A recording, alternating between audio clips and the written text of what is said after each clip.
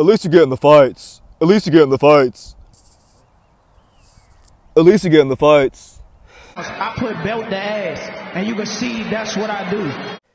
The Untouchable True School Sports Empire proudly presents something the boxing games are missing. Hey, what's going on? It's your boy BT, and I came here to talk some boxing with the thousands of True School Sports subscribers. All right, so real interesting stuff coming out of the lightweight division. You know, you got Keyshawn Davis, the businessman, the newly crowned WBO lightweight champion. You know, definitely, I would say, one of the bright young stars in American boxing, and one of the fighters that I got very high hopes for that I think could really, you know, be something big in boxing. You know, I like Keyshawn Davis a lot as a fighter, but Keyshawn Davis on Twitter recently, he was going back and forth with the very high risk, very low reward, very avoided, hard punching southpaw, explosive Dominican punching southpaw, Edwin de los Santos. He was going back and forth with him because it sounds like they want to fight each other, and it sounds like that might be a fight we get next. Now, Edwin de los Santos, he didn't fight all of 2024, so you know nobody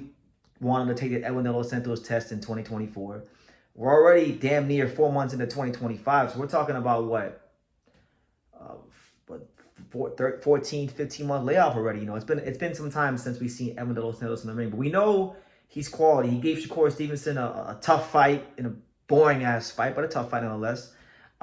He's beaten Joseph O'Donnell. He knocked out Rob Valenzuela. He's been someone that, you know, you have to account for when you talk about the lightweight division. So it would be a good fight for Keyshawn Davis. And when you look at the rankings, De Los Santos is currently the number 13th ranked fighter. So Keyshawn Davis doesn't have a mandatory challenger as of yet because Zaru Abdullayev and Raymond Murataya got to fight to determine who the mandatory will be in their upcoming fight in May. So he can pick a voluntary fight, and De Los Santos definitely fits the description of the kind of opponent you normally pick for a voluntary fight. You know, a guy that, you know, you can beat. I mean, it's a hard fight, but I'm saying he's a lower ranked contender and someone that, you know, does have values, does have, he deserves a fight like that against Keyshawn Davis. So here's what was said.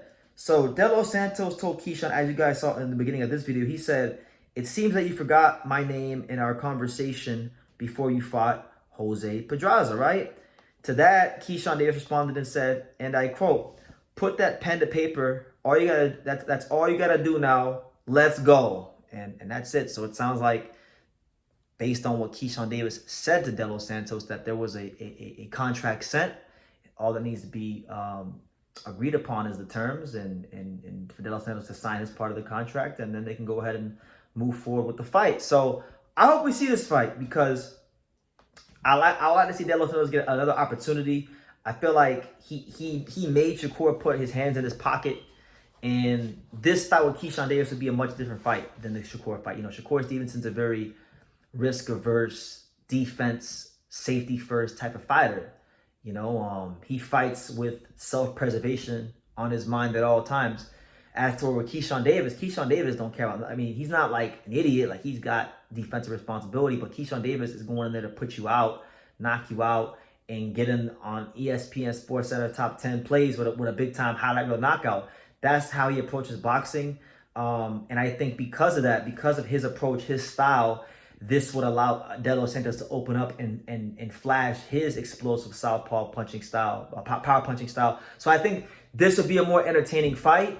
And, you know, it's not a bad first defense at all. I mean, you could do a lot worse. I mean, there's some softer touches for Keyshawn Davis in that WBO rankings. I mean, like if he wanted to fight like a Gabe Flores Jr., is ranked number 6. You know, that's a soft touch for him.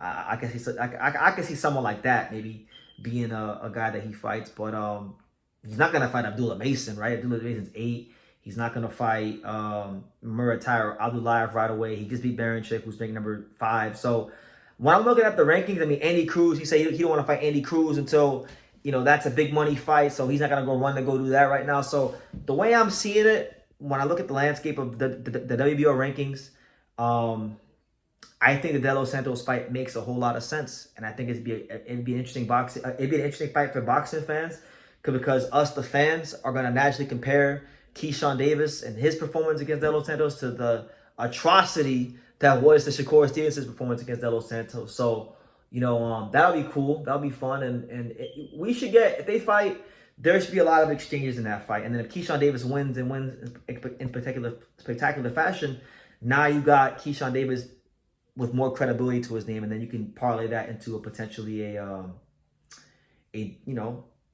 other fights. I don't know if I don't think he'll ever fight Shakur Stevenson, although it sounds like he might be warming up to the idea, but it's a possibility. And by the way, guys, correction, I want to correct myself. Abdulayev and Murataya are not going to be fighting for the WBO interim title. I was wrong. They're fighting for the IBF interim title, which is currently occupied by Vasyl Lomachenko, who we still don't know what the hell he wants to do. Maybe if Keyshawn Davis wins against De Los Santos and defends his belt, maybe a Lomachenko unification fight gets made, and that could be a fight to where if Keyshawn Davis wins, two Olympians, Lomachenko, a two-time gold medalist, Keyshawn Davis, an Olympic silver medalist. If Keyshawn Davis gets that fight and wins, then that could put Keyshawn Davis in another stratosphere because of who Lomachenko is in boxing. So there's a lot of possibilities, but that's what's being discussed. That's what's being thrown out there by the two fighters. Keyshawn Davis, Edwin De Los Santos, an explosive fight for the lightweight division.